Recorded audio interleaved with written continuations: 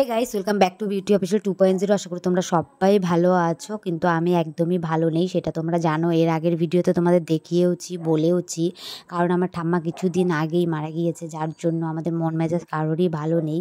কিন্তু আমি তোমাদের সঙ্গে যেহেতু শেয়ার করব, সব কিছু বলেছি, তাই শেয়ার করছি। যাই হোক, তোমরা ভালো থাকো, সুস্থ থাকো, আর সবসময় আমার পাশে থাকো, এটাই আমি চাই। তো এটা ছিল ঠাকুমারি মৎস্যমুখীর দিনের সকালের ভিডিও। ঘুম থেকে উঠে দেখছিলাম সবাই চিড়ামুড়ি খেয়েছে। তো আমি তো চিড়ামুড়ি খাই না, দই, টক দই আমার একদমই ভালো লাগে না। তাই আমি ব্রাশ ট্রাশ করে মেরি বিস্কুট নিয়ে বসেছিলাম, আর বাটি খুঁজে পাচ্ছিলাম না, কারণ অনুষ্ঠান বাড়িতে জানোই তোমরা, এদিকের জিনিস ওইদিকে, ওইদিকের জিনিস ওইদিকে। তো বাটি না পাওয়াতে পরে আমি মিষ্টির বাটি যেটা পেয়েছিলাম সেটাতেই মেরি বিস্কুট গুলিয়ে খাচ্ছিলাম। তারপর বাইরে এসে দেখি এখানে মানে রান্না বান্না চালু হয়ে গেছে, যেটা 10-এর জন্য করা হচ্ছিল। এখানে সবজি কাটছিল সবাই। তো বাবা এখানে দাঁড়িয়ে আছে, আর রাঁধুনিরা ওইদিকে রান্না করছিল। তারপর ঘরে গেছিলাম, দিদি এখানে বসে বসে বাবাদের জন্য পুরি তরকারি করছিল, কারণ বাবারা তো সকালবেলা ভাত তরকারি কিছু খেতে পারবে না, আর নিরামিষই খেতে হবে, তাই বাবাদের জন্য পুরি তরকারি করা হচ্ছিল। তারপর সেখান থেকে বেরিয়ে সোজা চলে আসলাম রাস্তায়, যেখানে আমাদের মাছ কাটা হচ্ছিল। তো 10-এর জন্যই এটা মাছটা যেটা ছিল, কাতলা মাছ, বড় বড় কাতলা মাছ, যেটা অর্ডার করা হয়েছিল। খুব সুন্দর আর টাটকা মাছ ছিল। সত্যি বলতে দেখো, একদম লাল টক টকা মাছগুলো, পুরো যে দেখলেই বোঝা যাচ্ছে যে হ্যাঁ, এটা টাটকা মাছ আর কি। তো এটা দাদা নিয়ে এসেছিলো, আর এখানে দাদা, বাবা, কাকা সবাই বসেছিল ওই মাছটার ওখানে।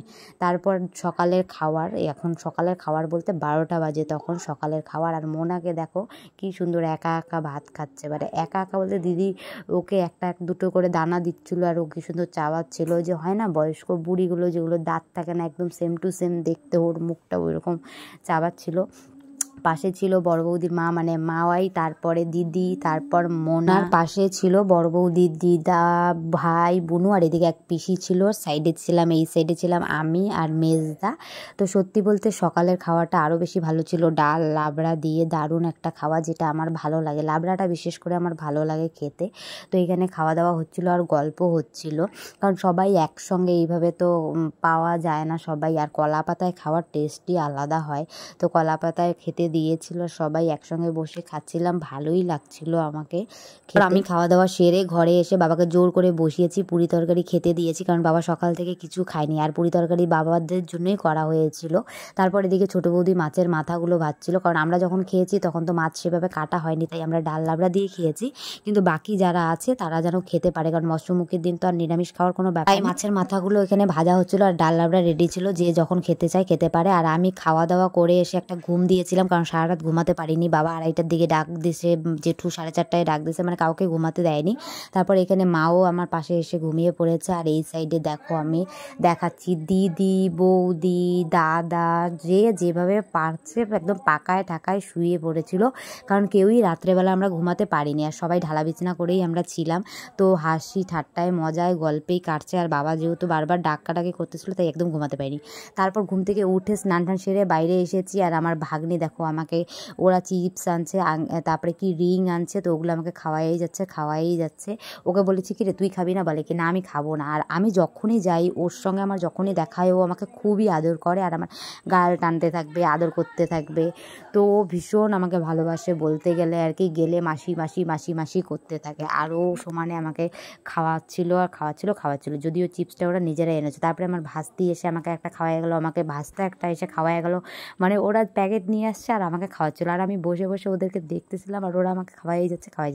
তারপরে আবার চকলেট নিয়ে আসছে, সেই চকলেটটাও আমাকে দিয়েছে, আর চকলেটটা ছিল দারুণ টেস্টি, যেটা আমি আবার প্যাকেটটা দেখছিলাম যে কি চকলেট আছে এটার মধ্যে। তারপরে এই যে আমার ভাস্তা দেখো আমাকে জোর জবরদস্তি মুখের মধ্যে ঠুসে দিচ্ছিলো, খাও তুমি, ঠিক আছে। তো আর ওটা ছিল ভীষণ মিষ্টি। আমি আবার বলছিলাম যে বাবা আর একটা দে, ওই যে আমাকে আরও দিছে একদম ঠুসে পুরো একদম মুখের মধ্যে। তারপরে বললাম এত মিষ্টি কীভাবে খাচ্ছিস তোরা? যদিও আমি খাচ্ছি, তারপরেও বলছি, কারণ আমি খেয়েছি দুটো, আর ওরা তো পুরো প্যাকেট শুদ্ধা খাচ্ছে এত মিষ্টিগুলো। তারপর আমার ভাগ্নি এখানে দেখাচ্ছে, হাই করছে তোমাদেরকে, আর মেহেন্দি পড়েছিল ও, বাচ্চা মানুষ জানোই তো, ওরা তো খুশি ওগুলোতেই।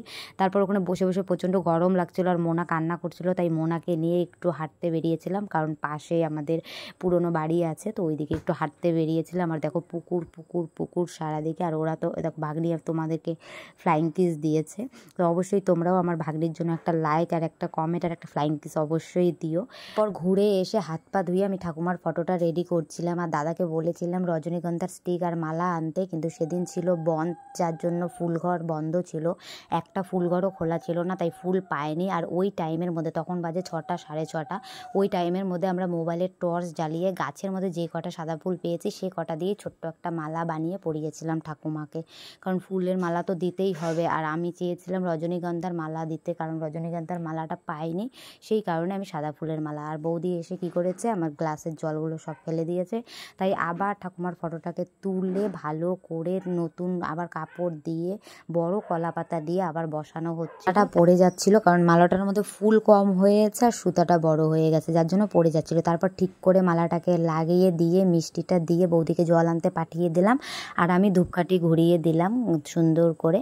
আর ঠাকুমার ফটোটা দেখলে তোমরা বুঝতে পারবে ঠাকুমা কত সুন্দর ছিল দেখতে, একদম জন্মের পর থেকে যেরকম দেখেছি সেরকমই সুন্দর ছিল দেখতে, এক ফোঁটাও গায়ের রং, এক ফোঁটাও গায়ে মানে শরীর কিচ্ছু হয়নি। তারপর বৌদি গ্লাস এনে দিল আর আমি নমস্কার দিয়ে দিলাম। আর মোনা 1 টাকা কয়েন দিয়ে গেছিলো, আমাদের বাড়ির ছোট মোনা, তো সেই কয়েনটা আবার ঠাকুমার ওখানে দিয়ে দিয়েছি। তো এই যে দেখো আমার ঠাকুমার মুখটা কত মিষ্টি। তারপর এখানে ভাই এসেছিলো, আর রাত্রে একটু চা না খেলে তো হয় না, তখন 8টা বাজে। তো আর দিদি এদিকে রান্না করছিল, ঘরের রান্না যেটা আমাদের রাত্রে খেতে হবে। তো ভাই এসেছিলো, ভাইয়ের সাথে গল্প করছিলাম আর চা খাচ্ছিলাম আমি। আর ভাইয়ের সাথে অনেক দিন পর দেখা, মানে অনেক দিন পর, তাই অনেক গল্প করছিলাম। আর দিদি এখানে মাংস বসিয়েছিল, তোমরা কে কে জানো আমি জানি না, মৎস্যমুখীর দিন মাছ মাংস না খেলে নাকি বাড়ির কেউ 1 বছর খেতে পারবে না। আর মাছ তো বাইরে রান্না হচ্ছিলোই, তাই মাংস এনে ঘরে বসিয়েছিল, 1 টুকরা হলেও মাংস মুখে দিতে হবে। তারপর এখানে দিদি জাইম্বু সবাই মিলে পাঁপড় খেতে বসেছে, আলুর চিপস বানিয়েছিল, তো সেটা নিয়েই বসেছে ওরা খেতে, একদম হাতের মুঠা মুঠা করে সবাই নিচ্ছে আর খাচ্ছে, ওরা যে কি মজা পায় আমি জানি না। তারপরে মেজদা সেটা নিয়েই কি বলতেছিল ওদেরকে, আর এখানে দিদি আবার উকি মারতেছিল মোবাইলের মধ্যে, পাঁপড় খাচ্ছে আর উকি মারতেছিল যে দেখ আমাকে। পাশে ছিল লেবু কাটা, স্যালাড কাটা, আর এদিকে গরম গরম রান্না হচ্ছিল, মানে সবজি তো রান্না কমপ্লিট হয়ে গেছিলো, কিন্তু ভাতটা সঙ্গে সঙ্গে রান্না করে দেওয়া হচ্ছিলো যেন সবাই গরম গরম ভাত পায়। আর এখানে সবজি টবজি মাছ টাছ সব রেডি। তো আমাদের ক্যাটারিং সিস্টেম ছিল, যার জন্য বাড়ির কাউকে এগুলো ধরতে হয়নি, কিন্তু বড় বৌদি কাউকে দেওয়ার জন্য সেটা প্যাক করছিল। আর এদিকে প্যান্ডেলে খাওয়া দাওয়া শুরু হয়ে গেছে, অলরেডি 2টো ব্যাচ হয়ে গেছে, এটা 3 নাম্বার ব্যাচ। তারপর বাড়িতে এসে দেখি এখানে সবাই বসেছে একসঙ্গে, দিদি বৌদি জাইম্বু ভাগ্নি, আর এখানে মামি এসেছে, তো মামিকে নিয়ে দিদি টেনে বসাচ্ছে আর কি জানি গল্প করছিল, আর ও নিজেই বকবক করছে নিজেই হাসছে, আর ওর হাসি দেখে মেয়ে বৌদি বড় বৌদি আর আমি আরোই বেশি হাসছিলাম।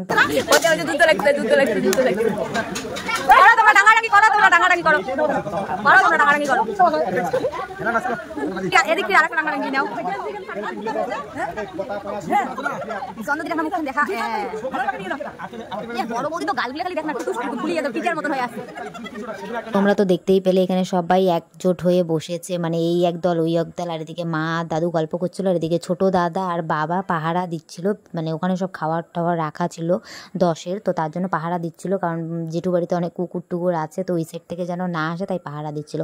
তারপর বাবারা বারান দিয়ে গেছে, আমাদের মধ্যে নিয়ম আছে 10-এর খাওয়া যতক্ষণ না শেষ হবে ততক্ষণ বারান দিতে পারবে না।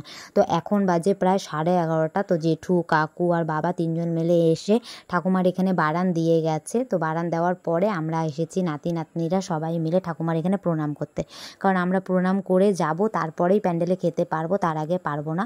তো দাদাদের হয়ে গেছে, এখন আমি এসেছি, আমি এসে নমস্কার করছি, আর ঠাকুমাকে বলছি যে ঠাকুমা মনে কিছু নিও না, যদি কোনো মানে দুঃখ কষ্ট দিয়ে থাকি, যদি কোনো খারাপ করে থাকি তো ক্ষমা করে দিও, আর বারানটা নিয়ে যাইও, কারণ আমরা তো তোমাকে ঠিক মতন চিকিৎসা বলতে গেলে সময়ই পাইনি করার, চেষ্টা যে করবো সেটারও সময় ছিল না, তো যার জন্য ঠাকুমার কাছে ক্ষমা চাচ্ছিলাম আর বলছিলাম যে তুমি বারানটা নিয়ে যাও। তো মা ও একবার প্রণাম করে গেছে, আবার এসেছে আমার সাথে, বড় পিসি করে গেছে। তারপর এখন বারানের ওখানে নমস্কার টমস্কার দিয়ে এসেছি খেতে, তো খাওয়া প্রায় অর্ধেক শেষ, দেখতেই পাচ্ছ দই মিষ্টি দেওয়া হচ্ছে এখন। তো এক টেবিলে আমি, ছোট দিদি, মেজো দিদি, ছোট বৌদি, জাইম্বু বসেছি, পাশের টেবিলে বসেছে বড় বৌদি, মেজো বৌদি, ছোট বৌদি আর মেজো দাদা। আর যে আমাদের পেছনে যে আরও সিট ছিল সেখানে বসেছিল ওই দিদি, যেই দিদি হাসছিল, গল্প করছিল, ওই দিদির মেয়ে আর আমার ভাস্তি। আর আমরা সবাই মিলে প্ল্যান করে একসঙ্গেই বসেছি, কেউ যেন কাউকে ছেড়ে না খায়। সব বোনেরা, দিদিরা, বৌদিরা যারা আছে সবাই একসঙ্গেই বসেছে। আর দাদা এখানে ইয়ার্কি করে দিদিকে আইটা ভাতগুলো লাগাইয়া দিচ্ছিল গায়ে ঠায়ে। তারপর আমাকে কি যেন বললো, তো যাই হোক। আর বড় বৌদি বলছে লেবু দিয়ে দাঁত ঘষো, কারণ অনেক দিন ধরে ঠিক মতন ঘষা হয়নি, তাই বলছিল। আর এখানে দিদি আবার পেছন সিট থেকে মিষ্টি নিয়ে আসলো, কারণ ওই দিদি মিষ্টি খাবে না, যে দিদি হাসাহাসি করছিল। তাই আমি বলছি চল মিষ্টি খাওয়ার চ্যালেঞ্জ হয়ে যায়। তো মিষ্টিটা মুখে দেওয়ার পর আমি চাবাতেও পাচ্ছিলাম না। আর ছোটো বৌদি আমাকে বলছিল দেখো কীভাবে চাবায়, বুড়ি মানুষের মতন কীভাবে চাবায়, তো বলছিল। আর ওটা নিয়ে আমি আর মেজো দিদি হাসছিলাম। তারপর আমি দিদিকে বললাম যে দেখ, তোর মুখটা হয়ে গেছে বড়, মিষ্টিটা হয়ে গেছে ছোট, আর আমার মুখটা হয়ে গেছে ছোট, মিষ্টিটা হয়ে গেছে বড়, যার জন্য ওরা আরও বেশি আমার কথাটা শুনে হাসছিল। তারপরে বলছিলাম মিষ্টিটা বলছে মুখটা একটু বড় কর, মুখটা একটু বড় কর। তো যাই হোক, এইসব আমাদের চলতেই থাকে। তারপর ভেতরে এসে একটু মাংস খাচ্ছিলাম, কারণ ওটা আমাদের ছোঁয়াতে হবে। তো চলো গাইস, আজকের জন্য টাটা, সবাইকে দেখা হবে আবার নেক্সট ভিডিওতে। তার জন্য অবশ্যই আমার চ্যানেলটিকে সাবস্ক্রাইব করো, আর লাইক কমেন্ট শেয়ার করতে একদম ভুলো না।